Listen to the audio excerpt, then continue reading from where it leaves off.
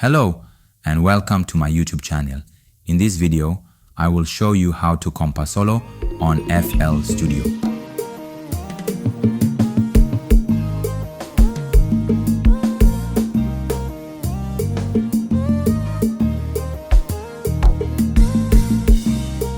One of the important parts of Kompa music is knowing how to solo your Kompa.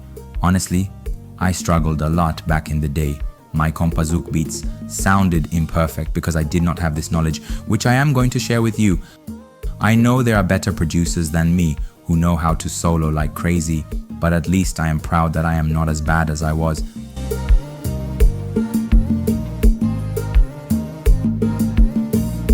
Let's go straight to the points. To solo like a pro, you need these things. First, a basic understanding of music scale and chord progression. Second, Kompa sound. When I say Kompa sound, I mean not every synth or reed can be played as solo. There are certain sounds crafted perfectly to fit on Kompa solo, and it has been used over decades. Break this rule if you want to explore your style. I use one Kompa synth. This one I bought online and fine-tuned accordingly the way I want. To Kompa plug this one is so amazing. Link is on the video description to buy or download for free Liti version. Third, you need to have a MIDI keyboard or MIDI controller. This helps a lot.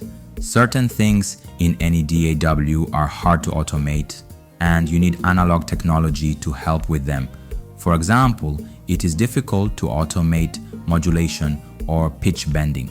I hope you understand what I mean. For example, I have my beat. Let me give you a couple of seconds to listen and say something about it.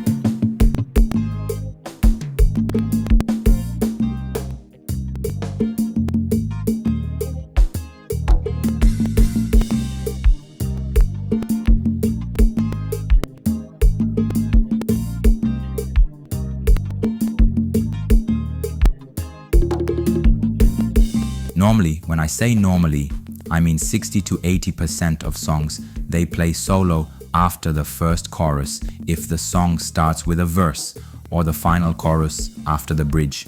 Remember I told you you need to listen carefully to the part you will play in your solo. The aim is to generate an idea in your mind. If you are a beginner drawing musical scales,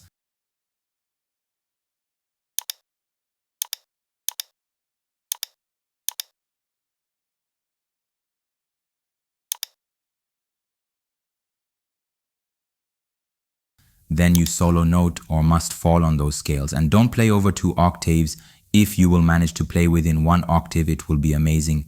When I say octave, this is what I mean. From here to here, this gap in the keyboard means 1 octave and their second octave. Remember to pick the right sound, the right synth. I can't tell which one, but sometimes when you browse sounds, you find one that matches your beat or style. It's like choosing the right snare or rim shot to match the kick or percussions. So I have my idea in my head, let me play. I like not to start at the beginning of the pattern.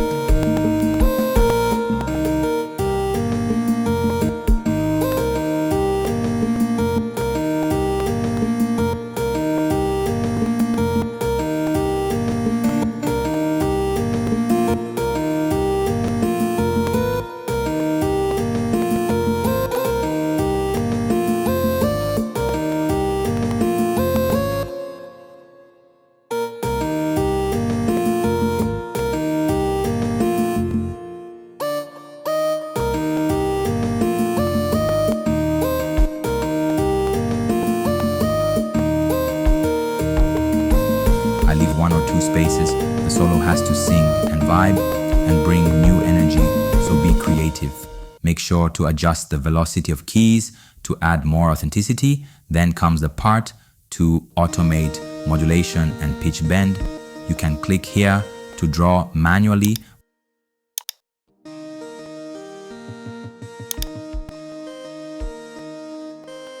But it is very tedious. If you don't have a MIDI controller, then outsource to someone else or hire someone to play solo for you.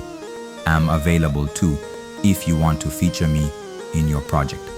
I have a MIDI controller which has modulation and pitch bend wheels.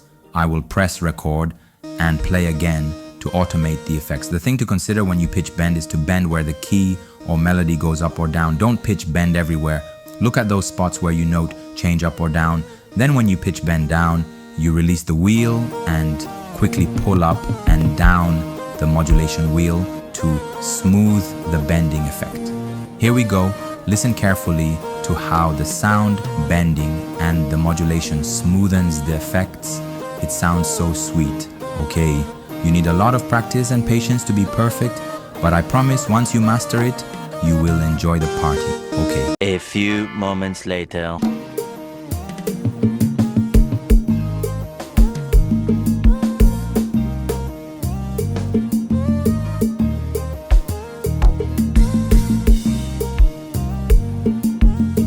Purchase your tracks today.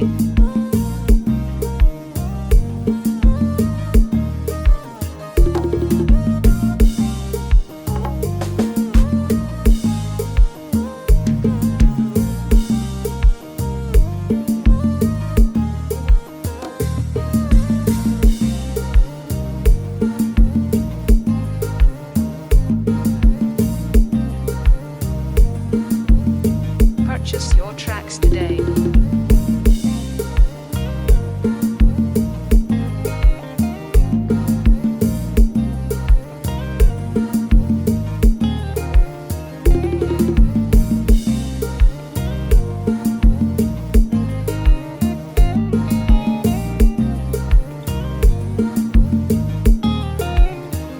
That's how I solo my beat. Hit subscribe to my channel and don't forget to like, share, or leave your comment if you have questions or suggestions. Peace and enjoy good music.